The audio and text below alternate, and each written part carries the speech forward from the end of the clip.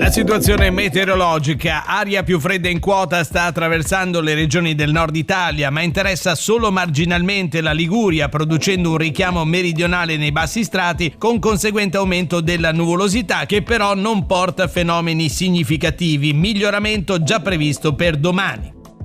Nel corso del pomeriggio ampie schiarite un po' ovunque, in serata non è escluso possa formarsi qualche rovescio temporalesco sulle Alpi Liguri e Valbormida occidentale. Venti tesi a rotazione ciclonica con mare generalmente molto mosso in serata. Le temperature massime sono stazionarie intorno ai 25 gradi sulla costa.